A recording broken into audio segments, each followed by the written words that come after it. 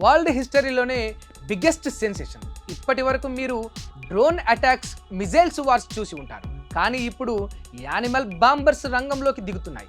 Iran ఒక deadly master ప్లాన్తో అమెరికాను వణికిస్తోంది. క్యూట్గా కనిపించే డాల్ఫిన్స్ని ఇప్పుడు కామికేజ్ వెపన్స్గా మార్చేసింది. అంటే ఇవి జస్ట్ డాల్ఫిన్స్ కాదు, సముద్రం అడుగున తిరిగే లివింగ్ టార్పెడోస్. ఈ డాల్ఫిన్లు బాంబులు తీసుకెళ్లి శత్రువుల నౌకలనే పేల్చేస్తాయా అంటే ఇరాన్ అవుననే అంటోంది.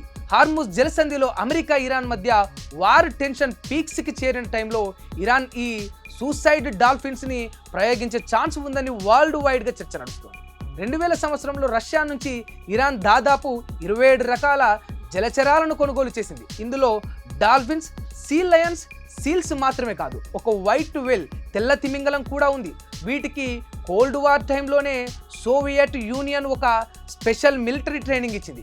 క్రిమియాలోని ఒక సీక్రెట్ బేస్లో బోరిస్ జురిడ్ అనే ట్రైనర్ వీటిని వారియర్స్గా మార్చాడు. వీటికి ఎంతగా ట్రైనింగ్ ఇచ్చారంటే సముద్రంలో ప్రొపెల్లర్ సౌండ్ని బట్టి అది రష్యా నౌక లేక అమెరికా నౌక అని ఇవి ఇట్టే గుర్తుపట్టేస్తాయట.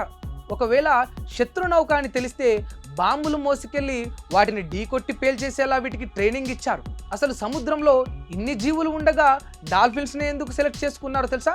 వాటికి ఒక నేచురల్ గిఫ్ట్ ఉంది. అదే సోనార్, రీసౌండ్స్ అండ్ ఎకో సాయంతో నీటి అడుగున ఉన్న వస్తువులని ఇవి క్లియర్గా ఐడెంటిఫై చేయగలవట.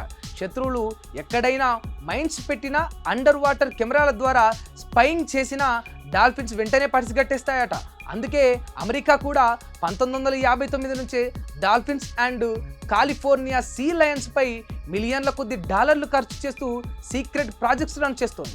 రీసెంట్గా ఈ విషయంపై అమెరికా డిఫెన్స్ సెక్రటరీ పిట్ హెగ్సిత్ని అడిగితే అమెరికా దగ్గర ఇలాంటి సూసైడ్ డాల్ఫిన్లు ఉన్నాయా లేదా అని చెప్పలేను, కానీ ఇరాన్ దగ్గర మాత్రం లేవని మాట దాటేశారు.